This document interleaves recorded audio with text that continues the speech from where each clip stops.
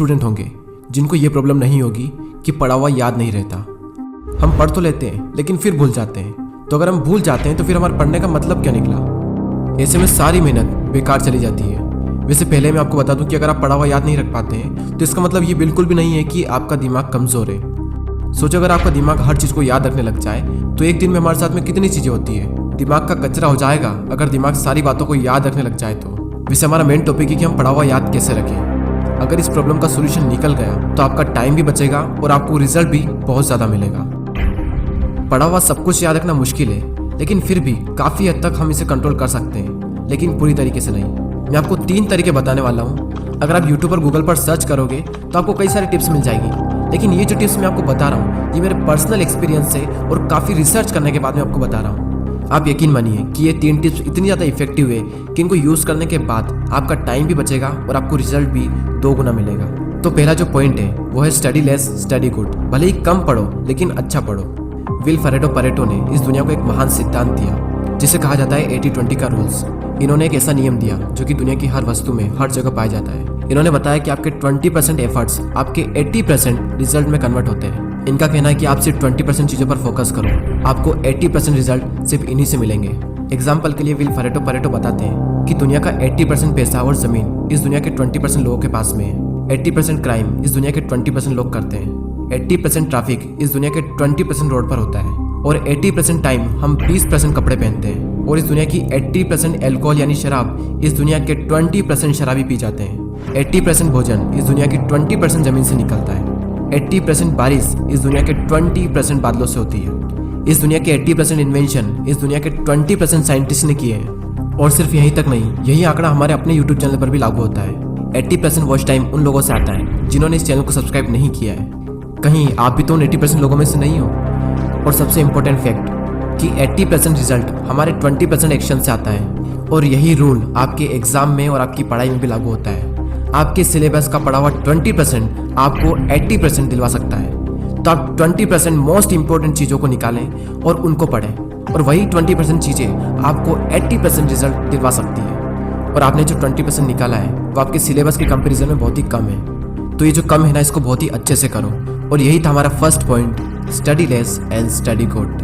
दोस्तों मैंने भी कई बार ये गलती की है कि जितना पढ़ना होता है उससे हम कई गुना ज़्यादा पढ़ते हैं, और इसका रिजल्ट ये होता है कि हमें जो याद रखना चाहिए वो भी हम भूल जाते हैं। एग्जाम में अब वैसे भी ज़्यादा दिन नहीं बचे, तो आप इस रूल को यूज़ करके काफ़ी अच्छा रिजल्ट पा सकते हैं। अब नेक्स्ट जो पॉइंट है वो है स्टडी इन मॉर्निंग। और ये जो पॉइंट है ना, ये मेरा फेवरेट पॉइंट है, क्योंकि मैंने अपनी लाइफ की ज़्यादातर पढ़ाई सुबह ही की है। एक तरफ एक स्टूडेंट है जो सुबह जल्दी उठकर 2 घंटे पढ़ाई कर रहा है, और वहीं दूसरी ओर एक और स्टूडेंट है जो दिन में 4 घंटे पढ़ाई कर रहा है। तो ये जो पहला वाला स्टूडेंट है ये ज़्यादा आउटकम दे पाएगा दूसरे वाले के मुकाबले। सुबह जल्दी उठकर पढ़ने के 2 सबसे बड़े बेनिफिट होते हैं। सुबह के टाइम हमारी कंसंट्रेशन सबसे पीक स्टेट पर होती है, और सुबह के टाइम पे जो कंसंट्रेशन होती है शायद ही पूरे दिन में आपको वो कंसंट्रेशन मिल पाएगी। और सेकंड बेनिफिट ये है सुबह जल्दी उठने का कि सुबह कोई भी डिस्टर्ब करने वाला नहीं होता है। एनवायरनमेंट में एक अलग ही साइलेंस होता है, और उस साइलेंस में कुछ नया सीखने का मजा ही कुछ और होता है। आप सुबह जल्दी उठकर 3 घंटा पढ़िए, और उसके बाद में पूरे दिन अगर आप सिर्फ मुश्किल से आधा से 1 घंटा भी पढ़ते हैं तो बहुत है आपके लिए।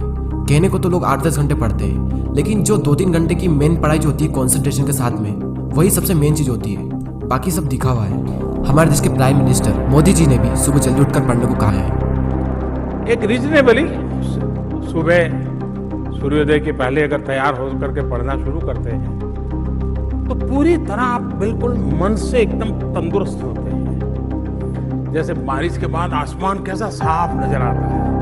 सुबह बहुत ही उत्तम कालखंड होता है, फ्रेश होते हैं, थकान नहीं होती है, और अध्ययन से ही शुरू करते हैं तो ज़्यादा अच्छा रहता है। और ना सिर्फ मोदी जी ने बल्कि हमारे शास्त्रों में, आयुर्वेद में भी यही बात कही गई है कि सुबह के टाइम हमारा ब्रेन सबसे ज़्यादा एक्टिव होता है, और उस टाइम जो भी हम अपने ब्रेन में डालेंगे वो दिमाग में छप सा जाएगा। सो ये था second point, study in morning. अब जो लास्ट जो पॉइंट है वो बहुत ही ज़्यादा इंपॉर्टेंट पॉइंट है, और ये पॉइंट आप सबको ऑलरेडी पता है, लेकिन हर कोई इस पॉइंट को बहुत ही इग्नोर करता है। और वो पॉइंट है पढ़ाई के बीच में रेस्ट लेना। कुछ लोग होते हैं जो रेस्ट ही नहीं लेते हैं, और कुछ लोग ऐसे होते हैं जो बहुत लंबा रेस्ट लेते हैं। और इस बीच में कुछ लोग ऐसे होते हैं जिनकी पूरी ज़िंदगी रेस्ट लेने में निकल जाती है, और एंड में वो खुद रेस्ट इन पीस हो जाते हैं। पढ़ाई के बीच में कितना रेस्ट लेना चाहिए ये मैं आपको नहीं बताने वाला, ये आप खुद तय करें अपने अकॉर्डिंग। आपको फिर से एनर्जी प्रोड्यूस करने के लिए कितना टाइम चाहिए ये आपको आपके अलावा कोई नहीं बता सकता।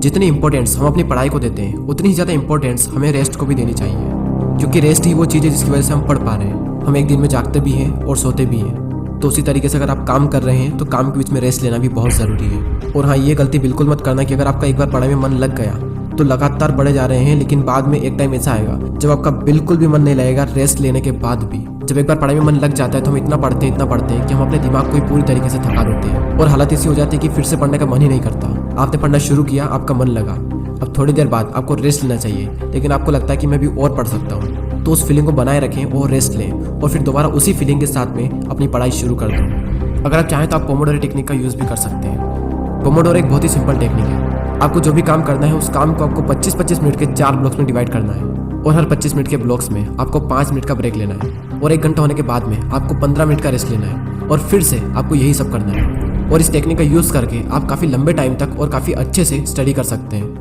और ना सिर्फ स्टडी बल्कि आप अपने किसी भी काम में इस टेक्निक को यूज़ कर सकते हैं। और इस टेक्निक को यूज़ करने के लिए प्ले स्टोर पर कई सारी एप्लीकेशन है, आपको जो भी अच्छी लगे वो एप्लीकेशन आप डाउनलोड कर सकते हैं। चलिए अब हम उन तीनों पॉइंट्स को एक साथ देख लेते हैं और ये भी देख लेते हैं कि हमने इस पूरी वीडियो में क्या सीखा। हमारा जो मेन टॉपिक था वो ये था कि पढ़ा हुआ याद कैसे रखें, और उसके सॉल्यूशन के लिए हमने 3 पॉइंट्स देखे, जिसमें से पहला है study less study good, second है स्टडी इन मॉर्निंग और थर्ड है रेस्ट लेना। फर्स्ट पॉइंट में हमने 80-20 के प्रिंसिपल को समझा कि किस तरीके से आपको 80% रिजल्ट आपके अपने 20% काम से मिलेंगे, और साथ ही हमने ये सीखा कि आपको फोकस करना चाहिए अपनी 20% स्टडी पर जो आपको 80% रिजल्ट दिला सकती है। सेकंड पॉइंट था कि स्टडी इन मॉर्निंग, यानी कि सुबह उठकर पढ़ो, और इस पॉइंट में हमने देखा कि किस तरीके से आप जल्दी उठकर हाई कंसंट्रेशन वाली स्टडी कर सकते हो। और थर्ड पॉइंट है स्टडी के बीच में ब्रेक लेना, और इस पॉइंट में हमने रेस्ट की इंपॉर्टेंस को जाना। जितना इंपॉर्टेंट जागना होता है उतना इंपॉर्टेंट सोना होता है, उसी तरीके से जितना इंपॉर्टेंट काम करना होता है उतना ही इंपॉर्टेंट रेस्ट लेना भी होता है। पॉइंट में ही हमने पोमोडोरो टेक्निक के बारे में जाना। जो भी काम आप करना चाहते हो उस काम को 25-25 मिनट के 4 ब्लॉक्स में डिवाइड कर दें और हर 25 मिनट के बाद में 5 मिनट का ब्रेक्स लें, और जब पूरा 1 घंटा हो जाए तो उसके बाद में 15 मिनट का रेस्ट लें। और इस टेक्निक का यूज़ करके भी आप लंबे टाइम तक काफ़ी अच्छे से पढ़ाई कर सकते हो। और दोस्तों, अगर आपने पूरे साल पढ़ाई नहीं की है तो अब भी आपके पास में टाइम है, क्योंकि वो किसी ने क्या खूब बात कही है कि जो हो गया उसे सोचा नहीं करते, जो मिल गया उसे खोया नहीं करते। सफलता उन्हें ही हासिल होती है जो वक्त और हालातों पर रोया नहीं करते। अगर आप अब भी शुरू करते हो और दिल लगाकर मेहनत करते हो तो अब भी आप कई लोगों से आगे निकल सकते हो। बस मेहनत खामोशी से कीजिए और इतनी मेहनत करो कि आपकी सफलता शोर मचा दे। अब वैसे ही बहुत टाइम निकल चुका है और एग्ज़ाम बहुत नज़दीक है, और जब इतना कम टाइम बचा है तो बैठे बैठे ज़िंदगी बर्बाद ना कीजिए, क्योंकि ये ज़िंदगी मिलती है कुछ कर दिखाने के लिए। रोके अगर आसमान हमारे रास्ते को तो तैयार हो जाओ आसमान झुकाने के लिए। अब बात आती है उन 80% लोगों की जो वीडियो तो देखते हैं लेकिन सब्सक्राइब नहीं करते।